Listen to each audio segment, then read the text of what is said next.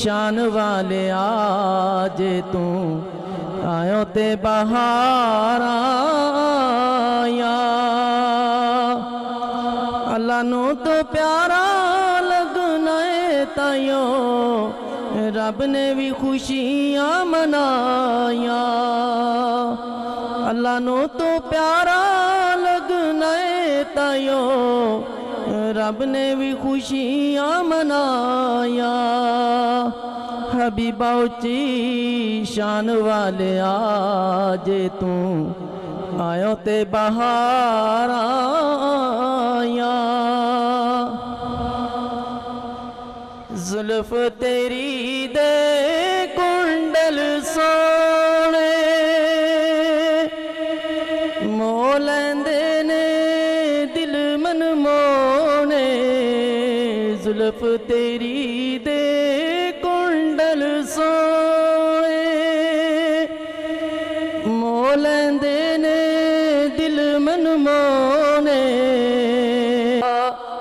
حبیبہ اچھی شان والے آج تو آیوں تے بہار آیا عرب شریف دیا سردارا آمنہ بی بی دیا دلدارا عرب شریف دیا سردارا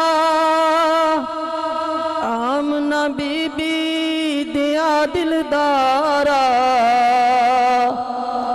تیرے جیا سونا سونے کیتے جم دیا نت نت ماوا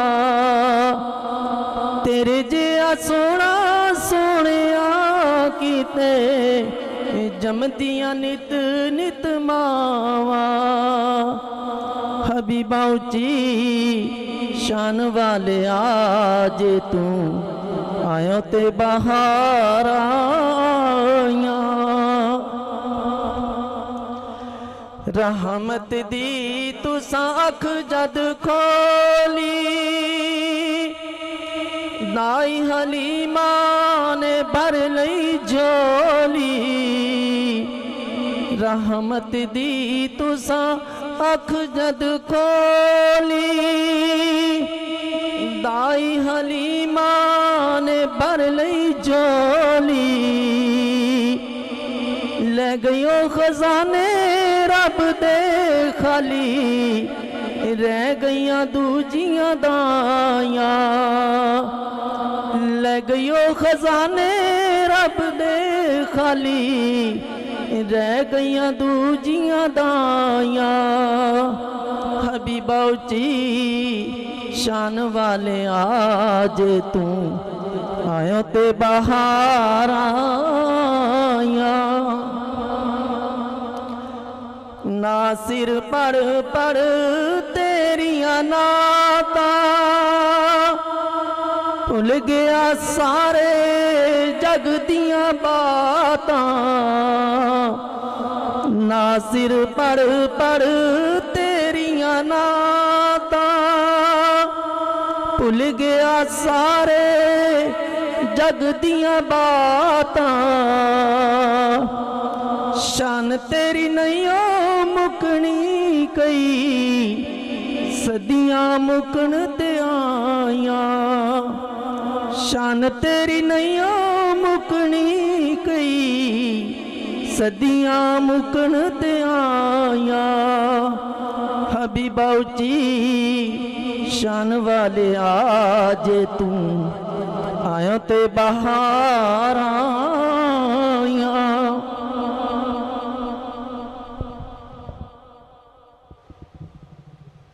الرحمن الرحیم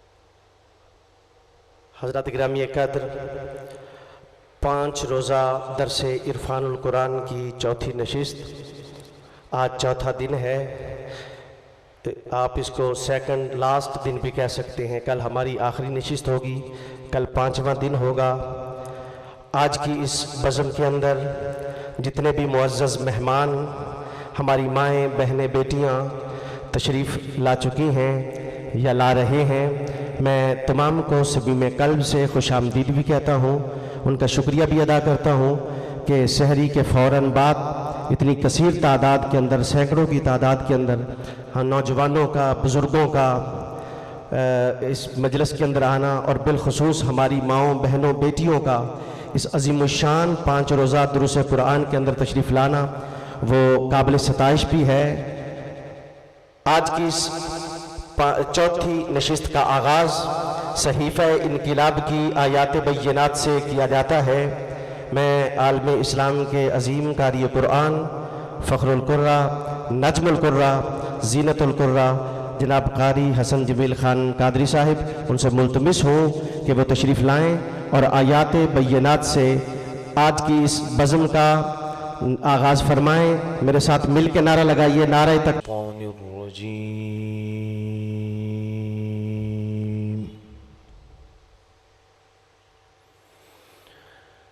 بسم اللہ الرحمن الرحیم۔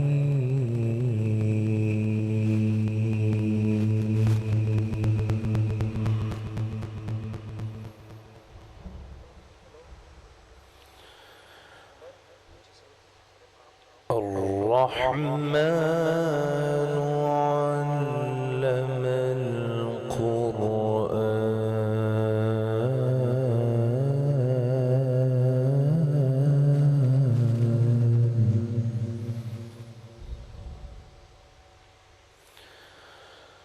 خلق الإنسان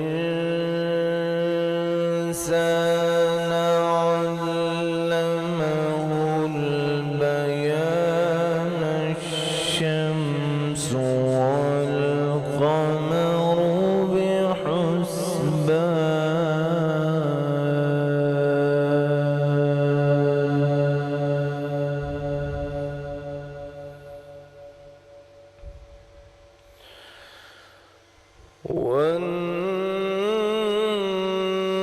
والنجم والشجر يسجدان والسماء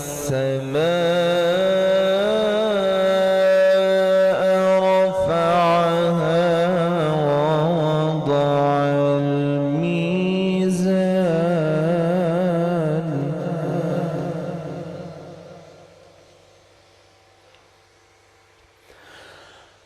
ألا تطغوا في الميزان وأقيموا الوزن بالقسط ولا تخسروا الميزان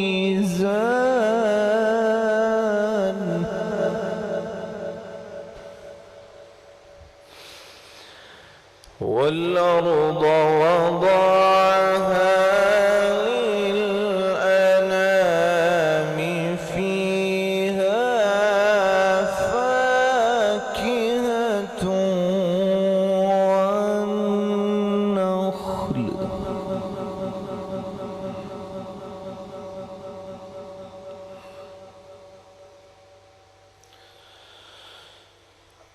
فيها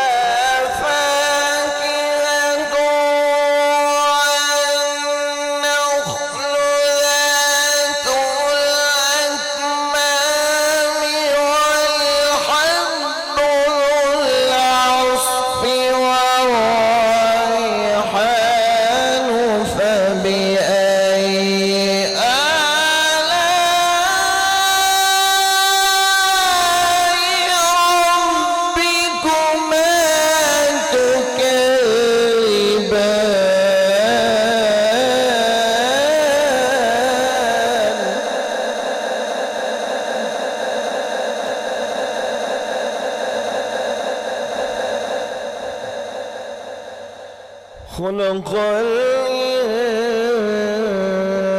الإنسان من صلصال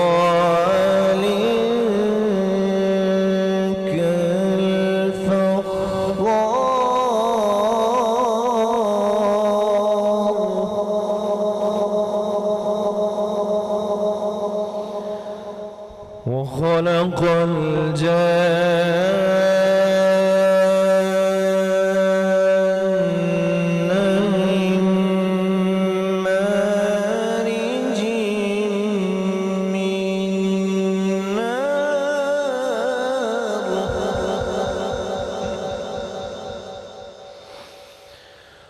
فبأي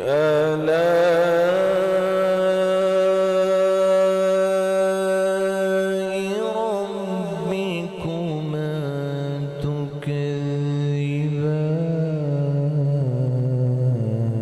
تكذبان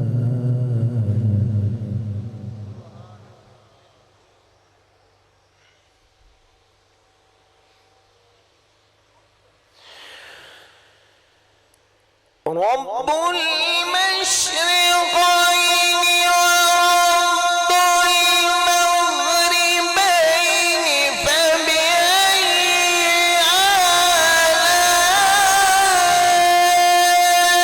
آلاء ربكما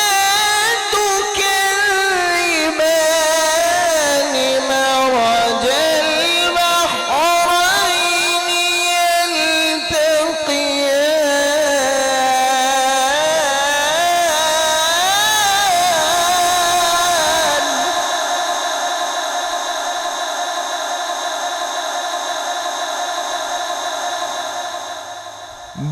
بينهما برزخ لا يبغيان فبأي آلاء ربكما تكذبان يخرج منهما اللؤلؤ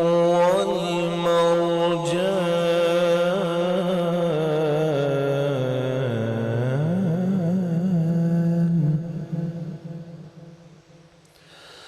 فبأي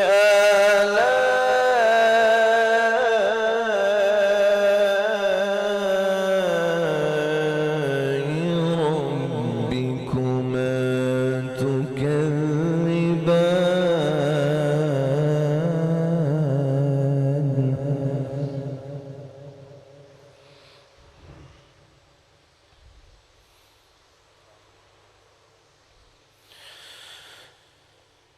وله الجوار المنشآت في البحر كالأعلام فبأي آلاء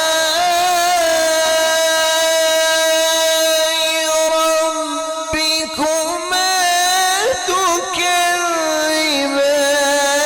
تكذبان كل من عليها فان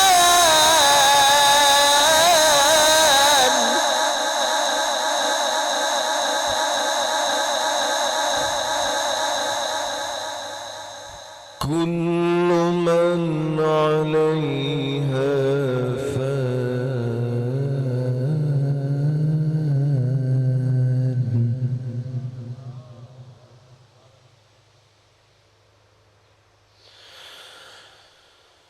كل من عليها فان ويبقى وجه ربك ذو الجلال والإكرام فبأي آلاء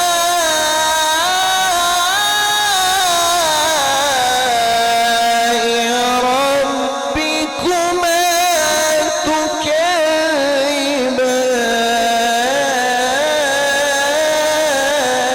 تكذبان صدق الله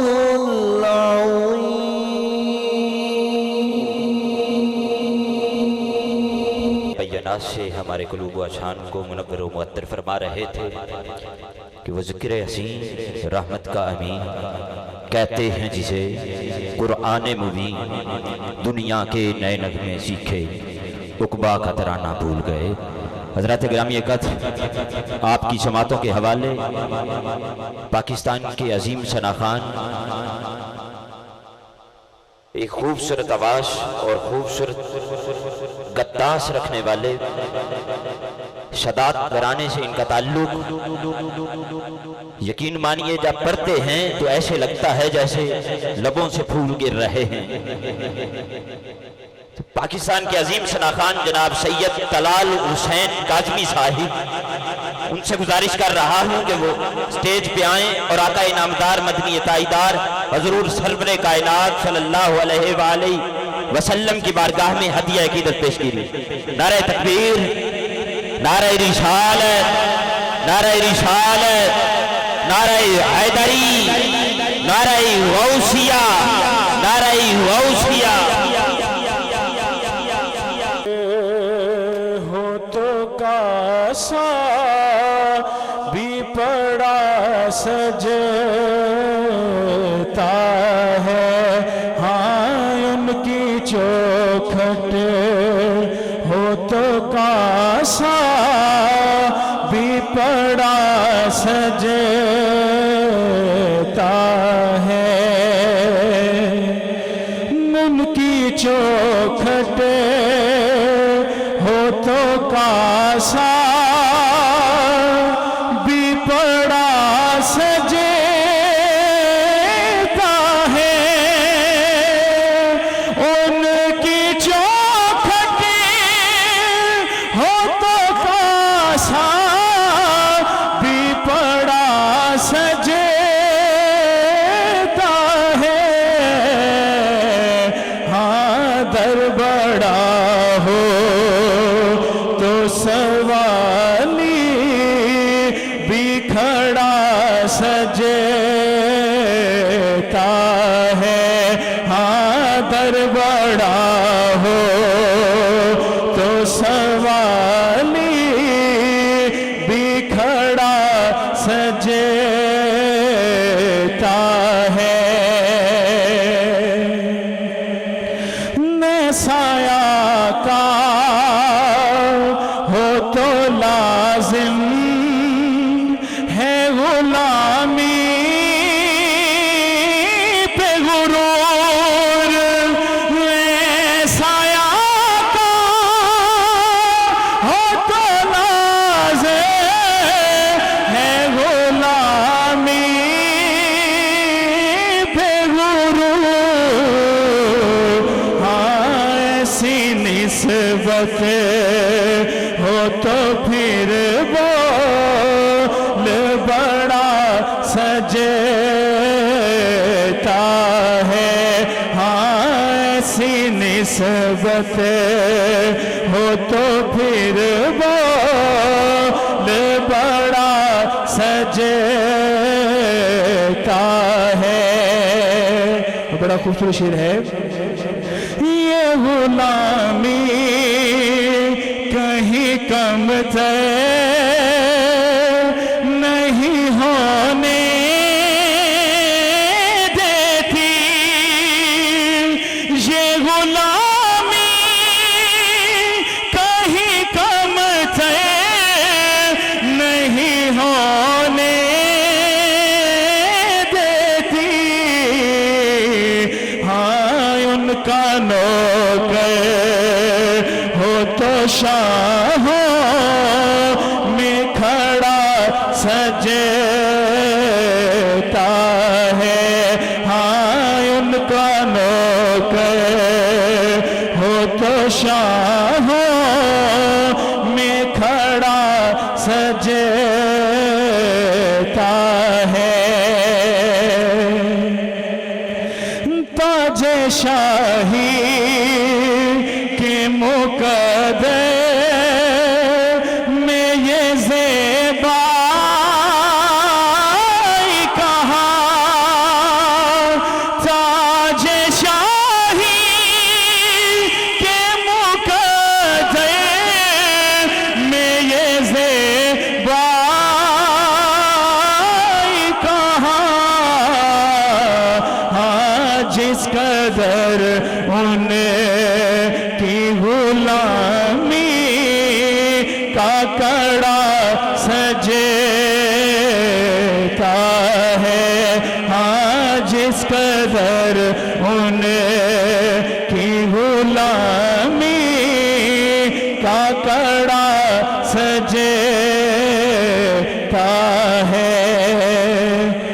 हाज साहब नक्शबंदी साहब ने बड़ा खूबसूरत मकता लिखा, मुझसे कहते हैं यही है ले मुहब्बत सरवर, मुझसे कहते हैं यही है ले मुहब्बत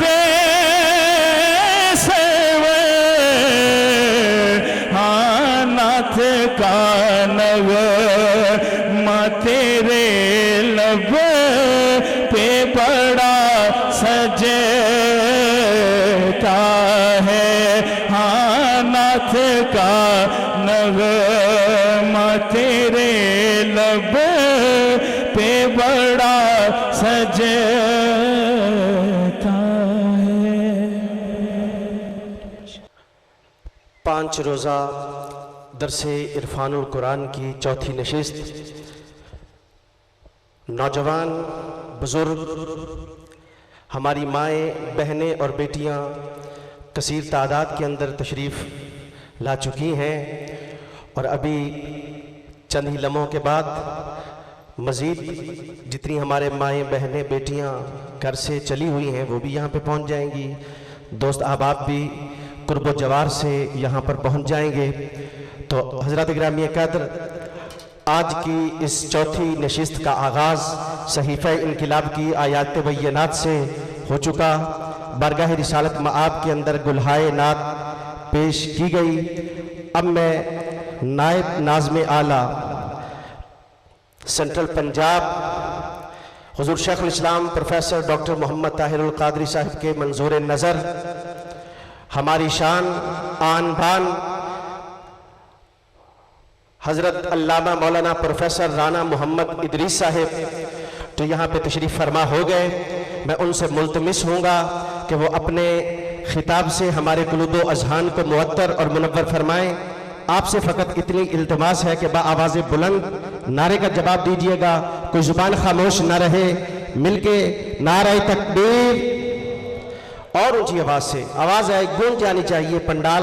नारे तकबीर, नारे रिसालत, नारे रिसालत, नारे हैदरी, नारे गौसिया, अल्लाह मोहम्मद 4 यार हाजी ख्वाजा कुतुब फरीद काबिल सद वाजिब एहतराम प्रोफेसर अल्लामा राना मोहम्मद इदरीस साहिब अपने खिताब से हमारे कुलूब अज़हान को मुअत्तर और मुनव्वर फरमाते हैं। अम्मा बाद फ़ाऊज़ु बिल्लाहि मिनश शैतानिर रजीम बिस्मिल्लाहिर रहमानिर रहीम। क़ाल अल्लाहु तबारक व तआला फ़िल क़ुरआनिल मजीद अक़ीमुस सलात व आतुज़ ज़कात सदक़ल्लाहुल अज़ीम। काबिल सद एहतराम उलमाए कराम, मशाइख़ इज़ाम, साहबज़ादगान, मुअज़्ज़ज़ मेहमानान गिरामी, कायदीन तहरीक मिनहाजुल कुरान और आज की इस दरसे इरफानुल कुरान की नशिस्त में मौजूद जुमला ख़वातीन व हज़रात, अल्लाह रब्बुल इज़्ज़त का लाख लाख शुक्र है कि जिसने अपनी तौफ़ीक़ ख़ास और हुज़ूर नबी अकरम सल्लल्लाहु अलैहि वसल्लम के नालैन मुबारक के तसद्दुक़ से हमें रमज़ानुल मुबारक की इन पुरनूर सातों में दीपालपुर की सरज़मीन पर इन 5 रोज़ा दुरूसे इरफानुल कुरान की नशिस्तों के इनेकाद की तौफ़ीक़ बख्शी और जिस हुस्न नज़्म, जिस खूबसूरती और जिस मोहब्बत और ज़ौक़ व शौक़ के साथ इन नशिस्तों का एहतमाम किया गया है और आप अहालियान दीपालपुर जिस ज़ौक़ व शौक़ से इन नशिस्तों में शरीक हो रहे हैं, मैं आप सबको इस पर मुबारकबाद पेश करता हूँ और बिलखुसूस तहरीक मिनहाजुल कुरान के जुमला फोरम्स के जुमला कायदीन, ज़िम्मेदारान, ओहदेदारान, रुफ़ाका और हर वो शख्स जिसने किसी भी हवाले से इन 5 रोज़ा दुरूसे इरफानुल कुरान की नशिस्तों के इंतज़ाम व इंसराम में हिस्सा लिया है, میں سب کو دل کی گہرائیوں سے مبارکباد بھی پیش کرتا ہوں اور دعا گو ہوں کہ اللہ رب العزت آپ کی اس کاوش کو اپنی بارگاہ میں شرف قبولیت عطا فرمائے۔ چونکہ ورکنگ ڈے ہے، آپ لوگوں نے کام پر بھی جانا ہے، تو میں بغیر کسی تمہیدی گفتگو کے تلاوت کیے گئے کلمات کی روشنی میں آج کے موضوع کی طرف آنا چاہ رہا ہوں۔ یقیناً آپ احباب کے علم میں ہوگا کہ آج کے ہمارے موضوع کا عنوان ہے زکوٰۃ اور اس کی اہمیت۔ دیکھیے، کلمہ پڑھ لینے کے بعد ہم نے جس دین کو قبول کیا ہے اس دین کا نام ہے دین اسلام، اور باری تعالیٰ نے خود قرآن پاک میں ارشاد فرمایا ان الدین عند اللہ الاسلام، کہ بے شک اللہ کے نزدیک دین فقط اسلام ہی ہے۔ اور کہیں فرمایا وَرَضِيتُ لَكُمُ الْإِسْلَامَ دِينًا، کہ میں نے جس دین کو تمہارے لیے پسند کیا ہے، منتخب کیا ہے، وہ دین کوئی اور دین نہیں بلکہ وہ دین اسلام ہے۔ تو جس دین کو ہم نے ایکسیپٹ کیا ہے، قبول کیا ہے، تاجدار کائنات صلی اللہ علیہ وسلم نے اس دین کی نسبت ارشاد فرمایا بنی الاسلام علی خمس، فرمایا اس دین اور اس اسلام کی بنیاد 5 چیزوں پر ہے، جن میں سب سے پہلے نمبر پر ہے توحید اور رسالت کی گواہی دینا۔ اسی کو ہم دوسرے لفظوں میں ایمان کہتے ہیں، اور یہ ایمان کی دولت ہمیں مفت میں وراثت میں مل گئی، اس پر ہمارا کوئی زور نہیں لگا، کوئی محنت نہیں کرنا پڑی، کوئی تودو نہیں کرنا پڑی۔ اللہ اور اس کے رسول صلی اللہ علیہ وسلم کا کرم ہوا، ہم مسلمانوں کے گھر پیدا ہو گئے، اور یہ ایمان کی دولت ہمیں مفت میں وراثت میں مل گئی۔ وہ چیزیں جن کو تاجدار کائنات صلی اللہ علیہ وسلم نے دین کی، اسلام کی بنیادیں قرار دیا ہے، کلمہ پڑھ لینے کے بعد وہ پریکٹیکلی کرنے والے کل 4 کام ہیں، جن میں پہلے نمبر پر ہے نماز کا قائم کرنا، پھر دوسرے نمبر پر زکوٰۃ کا ادا کرنا، تیسرے نمبر پر رمضان کے روزے رکھنا، اور چوتھے نمبر پر اگر اللہ نے استطاعت دی ہے تو بیت اللہ کا حج کرنا۔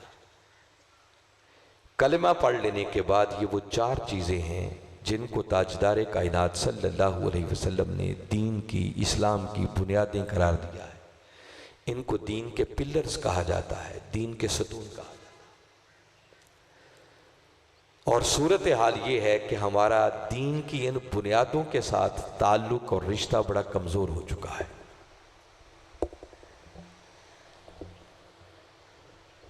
اس کو کھولو، چلو چھوڑ دیں۔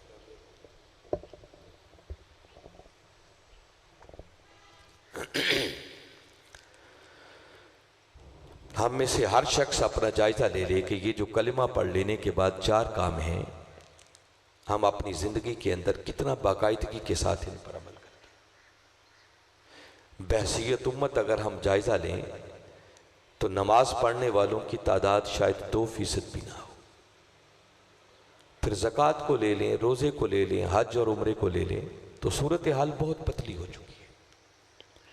اور ذرا ایک لمحے کے لیے سوچیں کہ اگر بنیادیں ہی نہیں ہوں گی تو اسلام کی عمارت کس چیز پر آپ کھڑی کریں گے؟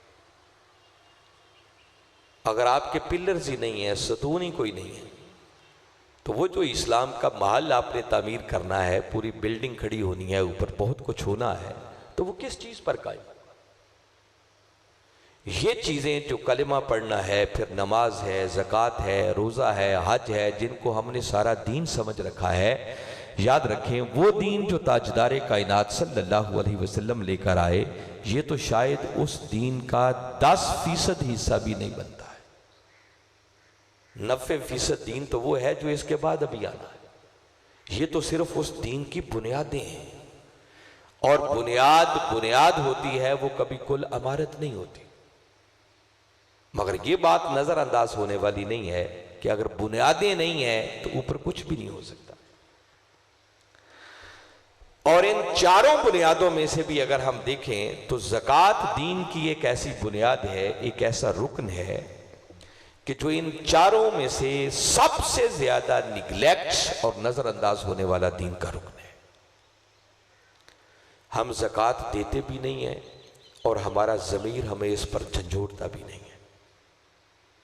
یہ رمضان المبارک کا مہینہ ہے، اگر کوئی شخص روزہ نہ رکھے اور ضمیر تھوڑا سا بھی زندہ ہونا تو ضمیر ملامت کرتا ہے کہ کیسا مسلمان ہے کہ تجھے روزہ رکھنے کی بھی توفیق نہیں. مگر زکوٰۃ دین کا ایک ایسا رکن ہے کہ ہم زکوٰۃ دیتے بھی نہیں ہیں اور ہمارا ضمیر اس پر ہمیں جھنجھوڑتا بھی نہیں ہے. ہم اس قدر غفلت کے شکار ہو چکے ہیں اس زکوٰۃ کے اعتبار سے، زکوٰۃ کے حوالے سے. اور ایک بات شروع ہی میں آپ مد نظر رکھیں کہ جب بھی میں زکوٰۃ کی بات کروں گا تو اس زکوٰۃ کے اندر عشر بھی شامل ہے. جو آپ فصلوں میں سے 10واں حصہ یا 20واں حصہ دیتے ہیں، جس کو عشر یا نصف عشر کہتے ہیں، وہ بھی در حقیقت زکوٰۃ ہی ہوتی ہے. یہ مال کی زکوٰۃ ہوتی ہے، وہ آپ کی فصلوں اور زمینوں کی زکوٰۃ ہوتی ہے. عشر اس لیے کہتے ہیں کہ آپ 10واں حصہ دیتے ہیں یا نصف عشر 20واں حصہ دیتے ہیں، اس لیے اس کا نام عشر رکھ دیا گیا.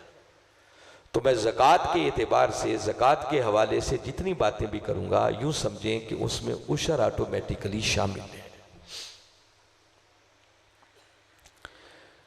زکوٰۃ کی اہمیت کا اگر آپ نے اندازہ کرنا ہو تو آپ کبھی قرآن پاک کا مطالعہ کریں. اکثر مقامات پر باری تعالیٰ نے نماز اور زکوٰۃ کا ذکر اکٹھا کیا ہے. فرمایا اقیموا الصلاۃ وآتوا الزکوٰۃ، نماز قائم کرو اور زکوٰۃ ادا کرو. زکوٰۃ کا ادا کرنا بھی اتنا ہی ضروری ہے جتنا کہ نماز کا قائم کرنا ضروری ہے. نماز اور زکوٰۃ کی فرضیت میں کوئی رتی برابر بھی کوئی فرق نہیں ہے. جو شخص زکوٰۃ کا انکار کرے گا وہ دائرہ اسلام سے خارج ہو جائے گا، کافر ٹھہرے گا. اور جو اقرار کرنے کے باوجود زکوٰۃ نہیں دے گا وہ فاسق ہوگا، گناہگار ہوگا، مجرم ہوگا. اللہ کی بارگاہ میں اس کی گرفت ہوگی اور قیامت والے دن وہ مستحق عذاب ٹھہرے گا. یہ جو باری تعالیٰ نے اکثر مقامات پر نماز اور زکوٰۃ کا ذکر اکٹھا کیا ہے، حضرت عبداللہ ابن عباس رضی اللہ تعالیٰ عنہ فرماتے ہیں کہ باری تعالیٰ نماز اور زکوٰۃ کا ذکر اکٹھا کر کے ہمیں ایک میسج اور پیغام دینا چاہتے ہیں کہ لوگوں، یہ نماز اور زکوٰۃ ایک پیکج ہے، یہ الگ الگ قبول نہیں ہوں گے. نمازیں اسی کی قبول ہوں گی جو اپنے مال کی زکوٰۃ دے گا. وہ شخص جو نمازیں پڑھے، تہجدیں پڑھے، نوافل ادا کرے، نماز تراویح ادا کرے، حج کرے، عمرے کرے، مگر اپنے مال کی زکوٰۃ نہ دے، اللہ اس کے سب عمروں کو، حجوں کو اور اس کی تہجدوں کو اور نمازوں کو بھی اس کے منہ پر دے مارے گا. لے جاؤ. یہ جو رمضان المبارک کے اندر ہم ٹوٹی پھوٹی عبادت کرتے ہیں، اگر چاہتے ہیں کہ یہ ہماری سجدہ ریزیاں اس مولا کی بارگاہ میں قبول ہو جائیں تو ان کی قبولیت کے لیے ضروری ہے کہ اگر ہم صاحبان نصاب ہیں تو پہلے نمبر پر اپنے مال کی زکوٰۃ دینے والے. تاجدار کائنات صلی اللہ علیہ وسلم نے ارشاد فرمایا، جو شخص اپنے مال کی زکوٰۃ نہیں دیتا، فرمایا قیامت والے دن اس کے مال کو اژدہا بنا کر اس کے گلے میں ڈال دیا جائے گا. وہ اس کو ڈسے گا اور کہے گا کہ میں ہی تیرا مال ہوں، ذرا اپنے مال کا مزہ چکھ. خود قرآن پاک میں سورہ توبہ کو پڑھیں، باری تعالیٰ نے ایک مقام پر ارشاد فرمایا، والذین یکنزون الذہب والفضہ ولا ينفقونها فی سبیل اللہ فبشرہم بعذاب علیم. فرمایا وہ لوگ جو سونے چاندی کے ڈھیر اکٹھے کرتے ہیں، مال و دولت کو جمع کرتے ہیں، پھر اللہ کی راہ میں خرچ نہیں کرتے، اس مال کی زکوٰۃ نہیں نکالتے، فرمایا محبوب ایسے لوگوں کو دردناک عذاب کی خبر سنا دو. اور وہ دردناک عذاب کیا ہوگا؟ اگلی ہی آیت میں فرمایا، یوم یحمى علیہا فی نار جہنم فتکوی بہا جباہہم وجنوبہم وظہور. یہ میں اللہ کا قرآن آپ کو سنا رہا ہوں. اس کو اس کامل ایمان اور یقین کے ساتھ سنیں کہ یہ اللہ کا قرآن ہے جس میں شک کی کوئی گنجائش نہیں ہے۔ اگر ہم شک بھی کریں گے نا تو ہمارا ایمان ہی چلا جائے گا۔ فرمایا جس مال کو جوڑ جوڑ کر رکھتے تھے، جمع کرتے تھے، زکوٰۃ نہیں دیتے تھے، خرچ نہیں کرتے تھے، فرمایا قیامت کا دن آئے گا، اس مال کو جہنم کی آگ میں تپا تپا کر تمہارے جسموں کو داغا جائے گا۔ جباہہم تمہاری پیشانیوں کو داغا جائے گا، وجنوبہم تمہارے پہلوؤں کو داغا جائے گا، وظہورہم تمہاری پشتوں کو داغا جائے گا، اور ساتھ ارشاد فرمایا جائے گا ھذا ما کنزتم لانفسکم، لوگو یہی وہ تمہارا مال ہے جسے تم اپنے لیے جمع کرتے تھے، فذوقوا ما کنتم تکنزون، پس اب اس مال کا مزہ چکھو جس کو تم اپنے لیے جمع کیا کرتے تھے۔ پھر ایک مقام پر باری تعالیٰ نے اسی طرح ارشاد فرمایا لا یحسبن الذین یبخلون بما آتاہم اللہ من فضلہ ھو خیر لہم، فرمایا وہ لوگ کہ جنہیں اللہ نے اپنے فضل سے عطا کیا ہے اور پھر اللہ کی اس عطا میں، اس مال میں وہ بخل سے کام لیتے ہیں، اس کو اللہ کی راہ میں خرچ نہیں کرتے، کنجوسی کرتے ہیں، زکوٰۃ نہیں دیتے، فرمایا مت سمجھیں کہ یہ ان کے لیے بھلے کی بات ہے، خیر کی بات ہے، فرمایا یہ خیر کی بات نہیں ہے، بل ہوا شر لہم، بلکہ یہ ان کے لیے نہایت ہی بری چیز ہے۔ کیوں؟ سیطوقون ما بخلوا بہ یوم القیامہ، فرمایا جس مال میں بخل کرتے تھے جب قیامت کا دن آئے گا تو اس مال کو توق بنا کر ان کی گردنوں میں ڈال دیا جائے گا۔ تو دیپال پور والوں ذرا سوچو، جس مال کو اتنی محنت سے کمایا، جسے اتنا سنبھال کر رکھتے رہے، اگر ایک زکوٰۃ نہ دینے کی وجہ سے قیامت والے دن وہی مال ہمارے لیے عذاب کا سبب بن گیا، تو پھر سودا ہم نے گھاٹے کا کیا، کوئی منافع کا تو نہ کیا۔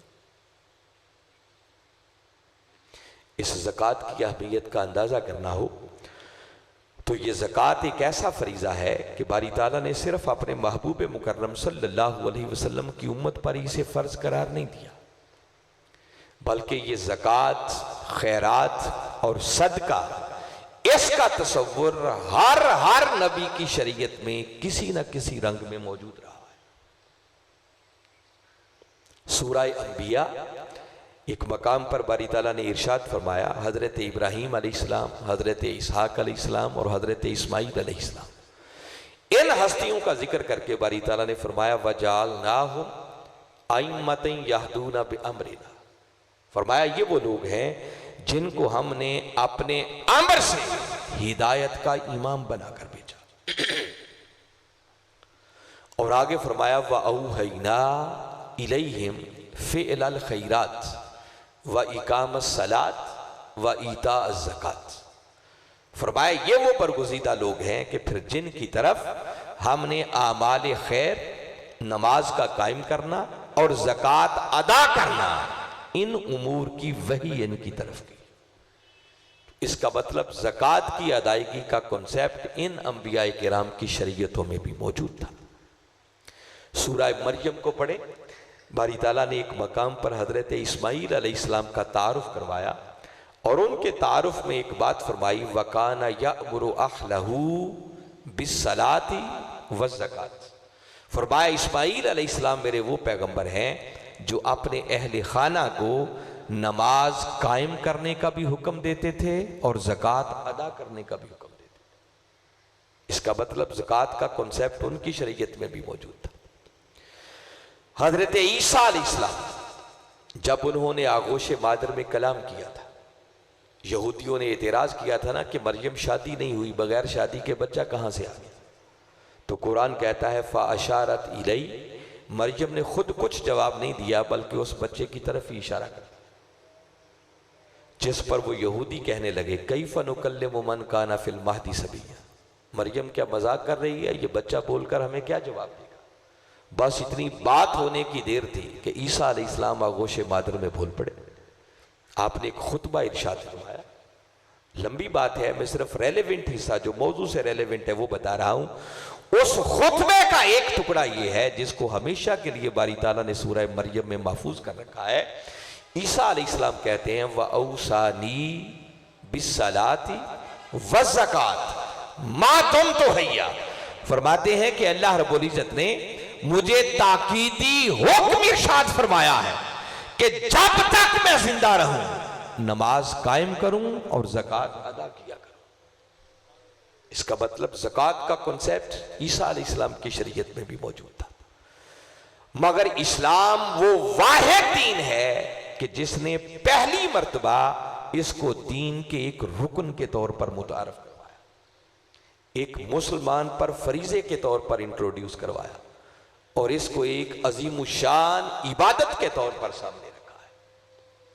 زکوٰۃ کا تعلق بیک وقت خدا کے ساتھ بھی ہے، بندے کے اپنے جذبات اور احساسات کے ساتھ بھی ہے، اور اس زکوٰۃ کا تعلق ایٹ اے ٹائم اللہ کی مخلوق کے ساتھ بھی ہے۔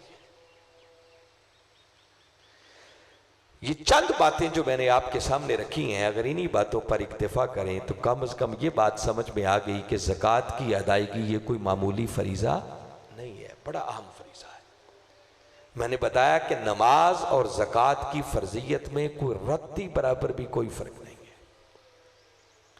ہر وہ کلمہ پڑھنے والا شخص جو عاقل ہے، بالغ ہے، آزاد ہے، پھر صاحب نصاب ہے، اور اس کا مال اس کی بنیادی اور بیسک ضروریات سے زائد ہے، وہ قرضے سے بچا ہوا ہے، اس کا مال مال نامی ہے، اور پھر اگر اس کے مال پر سال گزر جائے تو ایسے کلمہ پڑھنے والے صاحب نصاب شخص پر زکوٰۃ کا ادا کرنا واجب ہو جاتا ہے۔ زکوٰۃ ادا کیے بغیر کوئی چارہ نہیں ہے۔ زکوٰۃ ایک ایسا فریضہ ہے کہ جب تک آپ ادا نہیں کرتے یہ فریضہ ادا نہیں ہو سکتا، اس کا متبادل کوئی نہیں ہے۔ اگر آپ نے 20 سال پرانی زکوٰۃ بھی دینی ہے نا تو جب تک دیں گے نہیں آپ مجرم ٹھہریں گے، اس کا حساب ہوگا۔ مگر ان ساری تاکیدات کے باوجود، جیسے میں نے پہلے عرض کیا کہ دین کے ان چاروں ارکان میں سے سب سے زیادہ نیگلیکٹ اور نظر انداز ہونے والا اگر دین کا رکن ہے تو وہ یہی زکوٰۃ ہے۔ ہم زکوٰۃ دیتے بھی نہیں ہیں اور ہمارا ضمیر اس پر ہمیں جھنجھوڑتا بھی نہیں ہے۔ زکوٰۃ کے موضوع پر گفتگو کرنے کے بہت سارے اسپیکٹس ہیں، بہت سارے رخ ہیں، بہت سارے اینگلز ہیں، بہت سارے اس کی جہتیں اور پہلو ہیں، اور اس ایک سوا گھنٹے کی نشست کے اندر ان تمام پہلوؤں پر روشنی ڈالنا یہ کسی طور پر بھی ممکن نہیں ہے۔ میری آج کی گفتگو کا مقصد لب لباب نچوڑ اور جو میرا ٹارگٹ ہے وہ صرف اتنا ہے کہ میں آپ کے اندر ایک ایسی تڑپ پیدا کروں کہ ہم اس فریضے کی ادائیگی کی طرف متوجہ ہو سکیں۔ اس لیے میں آگے جو چند باتیں کرنے والا ہوں ان کو بڑے توجہ سے، انہماک سے اور غور سے آپ نے سماعت کرنا ہے۔ ایک بات میں پہلے کہہ رہا ہوں کہ میں جو کچھ عرض کروں گا میری کوشش ہوگی کہ یا اللہ کا قرآن ہو یا اس کے رسول کا فرمان ہو، آپ کو کوئی قصہ کہانی نہیں سناؤں گا۔ یہ جو ہم زکوٰۃ نہیں دیتے، میں نے اس پر بڑا غور کیا کہ اس کی وجہ کیا ہے، سبب کیا ہے۔ اسباب اس کے بہت سارے ہیں، مگر ایک سب سے بڑا سبب زکوٰۃ نہ دینے کا یہ ہے، جو میں تحقیق کر کے جس نتیجے پر پہنچا ہوں کہ ہم زکوٰۃ اس لیے نہیں دیتے کہ ہمارے ذہنوں کے اندر ایک ڈر رہتا ہے، خوف رہتا ہے کہ اگر میں نے اپنے مال میں سے زکوٰۃ دے دی تو میرا مال تو کم ہو جائے گا، اپنی ضروریات کہاں سے پوری کروں گا۔ اس ڈر اور خوف کی وجہ سے ہم زکوٰۃ دینے کی جسارت نہیں کرتے، ہمت نہیں کرتے، ہمارا حوصلہ نہیں پڑتا کہ وہ مال جسے اتنی محنت سے ہم نے کمایا تھا اس میں سے کچھ غریبوں کو دے۔ میری آج کی گفتگو کا نچوڑ ٹارگٹ یہ ہے کہ میں اس ڈر اور خوف کو آپ کے ذہنوں سے نکالنے کی کوشش کروں۔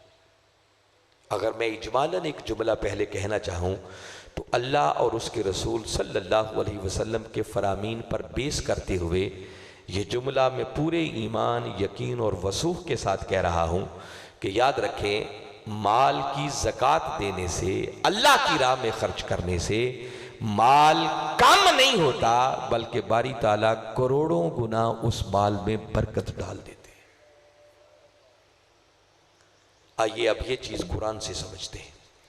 باری تعالیٰ نے سورہ بقرہ میں ایک مقام پر ارشاد فرمایا یمحق اللہ الربا ویربی الصدقات، فرمایا لوگو اللہ سود کو مٹاتا ہے اور صدقات کو بڑھاتا ہے۔ جب میں صدقے کا لفظ استعمال کروں کہیں قرآن میں آ جائے یا حدیث میں آ جائے تو اس صدقے کے اندر زکوٰۃ آٹومیٹیکلی شامل ہوتی ہے۔ ہر زکوٰۃ صدقہ کہلاتی ہے مگر ہر صدقہ زکوٰۃ نہیں ہوتی۔ صدقے کی قسمیں ہوتی ہیں، کچھ صدقات نافلہ ہوتے ہیں، کچھ صدقات واجبہ ہوتے ہیں۔ زکوٰۃ صدقات واجبہ میں آتی ہے مگر ہر زکوٰۃ وہ صدقہ ضرور کہلاتی ہے۔ تو جب بھی صدقے کا لفظ آئے گا تو اس میں زکوٰۃ بھی شامل ہوگی۔ تو ذرا غور کریں، باری تعالیٰ نے ارشاد فرمایا یمحق اللہ الربا، لوگو اللہ سود کو مٹاتا ہے۔ فرمایا یہ جو سودی کاروبار کرتے ہو نا کہ میرا مال بڑھ جائے، اس سے بڑھتا نہیں ہے، بندہ اپنا نقصان کرتا ہے۔ وَيُرْبِ الصَّدَقَاتِ، اور جب تم صدقہ دیتے ہو، خیرات کرتے ہو، زکوٰۃ دیتے ہو، تو باری تعالیٰ فرما رہے ہیں کہ لوگوں میں تمہارے صدقات کو بڑھاتا ہوں۔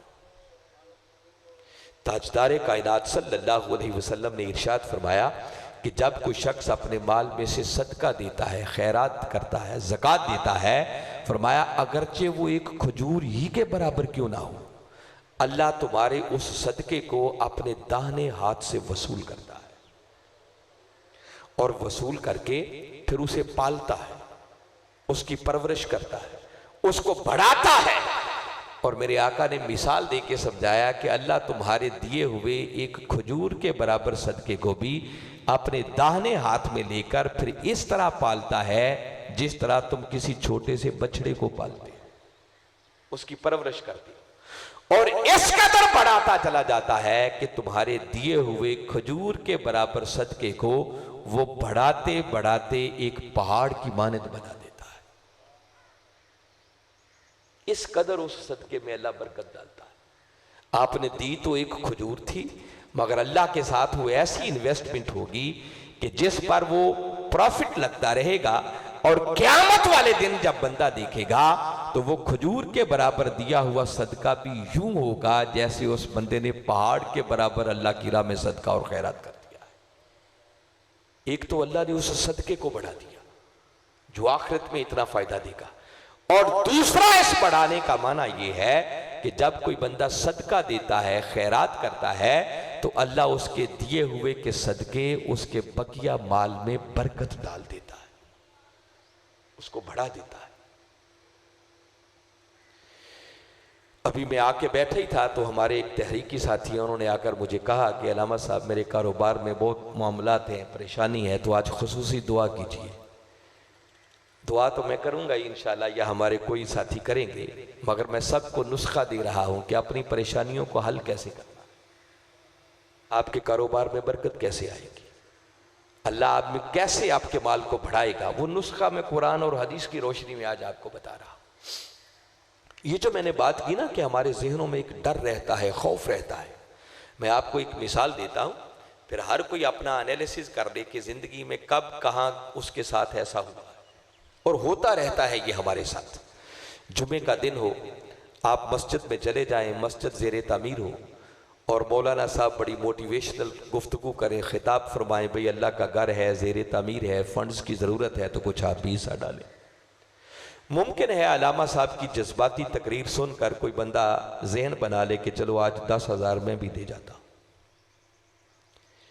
ابھی آپ دینے کے لیے اٹھتے نہیں ہیں کہ شیطان آپ پر اتنے حملے کرتا ہے اور اتنے وسوسے آپ کے دل میں ڈال دیتا ہے، وہ 10 ضرورتیں آپ کو گنوا دے گا کہ اچھا بندے 10,000 دینے لگا ہے، کل بچوں کی فیس بھی آنے والی ہے، کہاں سے دے گا، بجلی کا بل بھی آنے والا ہے، وہ کہاں سے دینا، بیٹی کی شادی کرنی ہے، جہیز کہاں سے آئے گا، وہ اتنے کام گنوا دے گا، اتنے وسوسے اور خیالات پیدا کرے گا کہ وہ بندہ جس نے 10,000 دینے کا ارادہ کیا تھا، کچھ بعید نہیں ہے وہ ارادہ اس کا توڑے اور اس کو 5,000 تک لے آئے. پھر ابھی اس کی کوشش ختم نہیں ہوئی. ابھی آپ نے دینے کے لیے اٹھنا ہے, کوئی جیب میں ہاتھ ڈالنا ہے, کوئی علامہ صاحب تک جانا ہے. وہ اتنے حملے کرتا ہے کہ کچھ بعید نہیں ہے جس نے 10,000 دینے کا ارادہ کیا تھا, جب وہ جا کر پکڑانے لگے تو کہے چلو اس بار 500 ہی کافی ہے, باقی پھر دے دیں گے. وہ اتنے خیالات بندے کے دل میں, اتنے وسوسے ڈالتا ہے. اور باری تعالیٰ نے اس ہماری کمزوری کا ذکر خود قرآن میں کیا. جو میں نے کہا نا ہمارے ذہنوں میں ڈر رہتا ہے, خوف رہتا ہے کہ مال کم ہو جائے گا. سورہ بقرہ میں باری تعالیٰ نے ارشاد فرمایا الشیطان یعدکم الفقر, فرمایا جب تم دینے لگتے ہو تو بدبخت شیطان تمہارے دلوں میں وسوسے پیدا کرتا ہے کہ بندے دے دیا تو خود فقیر ہو جائے گا. فقر کا لفظ ہے, خود غریب ہو جائے گا, اپنی ضروریات کہاں سے پوری کرے گا. اور آگے فرمایا وَيَأْمُرُكُمْ بِالْفَحْشَاءِ, لیکن اگر بے حیائی کا کام آ جائے, برائی کی بات آ جائے, تمہیں انکرج کرتا ہے, بڑی حوصلہ افزائی کرتا ہے, بندے خرچ کر, بڑا نام پیدا ہو جائے گا. مولا بات تو سچی ہے, ہوتا تو ایسے ہی ہے, کوئی اس کا حل بھی ہے. اب قرآن کی اسی آیت میں باری تعالیٰ نے اس کا حل دیا. فرمایا میرے بندو, اگر یہ بدبخت شیطان تمہارے ذہنوں میں یہ خوف اور وسوسے پیدا کرتا ہے تو سنو, ایک وعدہ میں رحمان بھی تم سے کرتا ہوں. مولا کیا؟ آگے فرمایا واللہ یعدکم مغفرۃ منہ, کہ میرے بندو میری راہ میں دے کر دیکھو, پہلا وعدہ یہ ہے کہ تمہارے گناہوں کی بخشش اور مغفرت کا پروانہ تمہیں عطا کر دیا جائے گا, گناہوں کی معافی عطا کر دی جائے گی.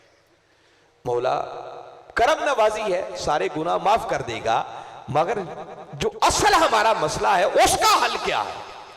شیطان تو یہ وسوسے پیدا کرتا ہے کہ بندے مال کم ہو جائے گا, غریب ہو جائے گا, اپنی ضرورتیں کہاں سے پوری کرے گا, تو گناہ تو بخشے گئے, وہ جو کمی والا معاملہ ہے وہ کیسے پورا ہوگا؟ باری تعالیٰ نے ساتھ ہی آگے ایک ایمان افروز کلمہ استعمال کیا. آگے فرمایا وَفَضْلًا, بندے میری راہ میں دے کر دیکھ, میں خدا وعدہ کرتا ہوں کہ تجھ پر پھر اپنے فضل کے دروازے کھول دوں, وہاں سے عطا کروں گا جو تیرے وہم و گمان میں بھی نہیں ہوگا.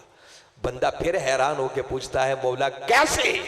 تو اس نے جواب دیا واللہ واسع علیم, کیسے کا پوچھنے والے جانتا نہیں ہے, میں اللہ بڑی وسعتوں والا ہوں, میرے خزانوں میں کوئی کمی نہیں ہے, جس کو چاہوں جتنا نواز دوں. اور باری تعالیٰ نے کلمات استعمال کیے, فرمایا واللہ یعدکم, اللہ تم سے وعدہ کرتا ہے. اس نے خود قرآن میں کہا کہ کوئی ہے جو اللہ سے بڑھ کر وعدہ پورا کرنے والا ہو؟ وہ کہتا ہے میری راہ میں دے کر دیکھو, میں خدا تمہارے اوپر اپنے فضل کے دروازے کھول دوں گا. تو اس کا مطلب اللہ کی راہ میں دینے سے مال کم نہیں ہوتا, بلکہ اللہ کے فضل اور کرم کے دروازے کھل جاتے ہیں. اب میری سمجھ سے بالا تر ہے کہ باری تعالیٰ اس سے بڑھ کر ہمیں اور کیا نیچے اتر کر سمجھائے. اس نے ایک مثال دی, یہ اللہ کا قرآن ہے, اسی سورہ بقرہ کو پڑھیں. فرمایا مثل الذین ينفقون اموالهم فی سبیل اللہ کمثل حبۃ, فرمایا جو میری راہ میں خرچ کرتے ہیں, صدقہ کرتے ہیں, خیرات کرتے ہیں, اپنے مالوں کی زکوٰۃ نکالتے ہیں, فرمایا ان خرچ کرنے والوں کی مثال ایسے ہی ہے کہ جیسے تم اپنی آنکھوں سے دیکھتے ہو کہ ایک دانہ زمین میں بوتے ہو, انبتت سبع سنابلا, اور اس ایک دانے میں سے پھر 7 بالیاں نکلتی ہیں, فی کلی سنبلۃ مئۃ حبہ, اور ہر بالی کے اندر پھر 100 دانہ پیدا ہو جاتا ہے. میں پھر آپ کو متوجہ کر رہا ہوں, میں کوئی قصہ کہانی نہیں سنا رہا, یہ اللہ کا قرآن ہے, جس قرآن میں اگر شک بھی کریں تو بندے کا ایمان ہی چلا جائے گا. وہ کہتا ہے نادانو, جس طرح تم اپنی آنکھوں سے دیکھتے ہو نا کہ میں خدا ایک دانے سے 700 دانے پیدا کرتا ہوں, فرمایا جو میری راہ میں خرچ کرتا ہے, دیتا ہے, مال کی زکوٰۃ نکالتا ہے, میں خدا اس کے دیے ہوئے کو 700 گنا بڑھا کر اسے واپس پلٹا دیتا ہوں. اللہ کے اتنے وعدوں کے باوجود بھی اگر ہمارا ڈر اور خوف اندر سے نہ نکلے تو اس سے بڑی بدنصیبی اور کیا ہو سکتی ہے. اس کا مطلب ہمیں اپنی ایمان کی فکر کرنی چاہیے کہ ہمیں اللہ کے وعدوں پر یقین نہیں رہا, ایمان نہیں رہا. اور اس نے 700 گنا کی بات کر کے بھی بات ختم نہیں کی. آگے فرمایا واللہ یضاعف لمن یشاء. فرمایا 700 گنا تو کیا، اگر کرم کرنے پر آ جاؤں تو اس 700 کو بھی پھر کئی مرتبہ ملٹیپلائی کر دیتا. تو 700 کو اگر ایک مرتبہ بھی وہ ڈبل کرے نا تو 1400 مرتبہ بن جاتا. مگر اس نے کوئی آگے گنتی نہیں بتائی، فرمایا کئی بار ملٹیپلائی کر. کیسے؟ کیسے کا سمجھانے میں کمی تو اس نے پہلے ہی کوئی نہیں چھوڑی، اتنی مثال دے کے بتا دیا. دیکھو نا ویسے ہی گندم کی فصل پک کر تیار کر لیا، کبھی جا کے دیکھیں آپ بوتے کیا ہیں اور اس میں سے نکلتا کتنا، بیج کتنا ڈالا تھا اور اس کھیت میں سے کتنی گندم نکلی. وہ ایک ایک دانے سے کہہ رہا ہے میں 700 پیدا کرتا. تو فرمایا جو میری راہ میں دیتے ہیں میں ایسے ہی 700 گنا بڑا بڑا کر انہیں دیتا ہوں. مولا کیسے؟ فرمایا واللہ واسع علیم. کیسے کا پوچھنے والے جانتا نہیں ہے میں اللہ بڑی وسعتوں والا ہوں، میرے خزانوں میں کوئی کمی نہیں ہے. اسی سورہ بقرہ میں باری تعالیٰ نے ایک مقام آیت نمبر 245 پھر بڑی ایمان افروز بات کی. اپنے من کے کانوں سے سنے، کمال کی بات ہے جو باری تعالیٰ نے کی. پہلا حصہ تو آپ نے اکثر و بیشتر سنا ہوگا، مگر آج دوسرے حصے پر آپ کی زیادہ کنسنٹریشن، زیادہ توجہ چاہتا ہوں. باری تعالیٰ نے اعلان کیا من ذا الذی یقرض اللہ قرضا حسنا. کون ہے جو اللہ کو قرض حسنا دے دے؟ دیکھو نا اس کا کتنا کرم ہے کہ ہمارے پاس جو کچھ ہے یہ سب اسی کا دیا ہوا ہے. حقیقی مالک بھی وہی ہے، لے بھی اسی نے لیا، مگر سب کچھ دے کر وہ پھر ہمیں کہتا ہے کہ کوئی ہے جو میرے دیے ہوئے میں سے مجھے ہی قرض حسنا دے دے. وہ کسی نے کہا تھا نا کہ جان دی ہوئی اسی کی تھی. حق تو یہ ہے کہ حق ادا نہ ہوا. کوئی جان بھی دے دے تو یہ بھی کوئی تیر مارنے والی بات نہیں ہے. کیا کمال کیا، اسی نے دی تھی، اس کی راہ میں دے دی. مگر جان تو کیا، ہمیں تو ایک دمڑی دینے کی بھی توفیق نہیں ہوئی، اس پر بھی ٹانگیں کانپتی ہیں. تو وہ کہتا ہے کوئی ہے جو مجھے قرض حسنا دے دے. اچھا مولا تو نے قرض لے کے کیا کرنا ہے؟ وہ کہتا ہے یاد رکھو میں حاجت مند نہیں، یہ سب کچھ میرا ہی دیا ہوا ہے. تو مولا پھر ہم سے قرض کیوں مانگتا ہے؟ آج یہ بات بتانا چاہ رہا ہوں. وہ کہتا ہے بندے یہ جو قرض حسنا مانگ رہا ہوں، قرض حسنا ہے کیا؟ جب انسان اللہ کے دیے ہوئے میں سے اس کی غریب مخلوق پر خرچ کرتا ہے، صدقہ کرتا ہے، خیرات کرتا ہے، زکوٰۃ دیتا ہے، کسی غریب کی حاجت کو پورا کرتا ہے، تو گویا وہ اللہ کو قرض حسنا دے رہا. تو مولا ہم سے کیوں مانگتا ہے؟ ڈائریکٹ ہی دے دے تو ان بندوں کو.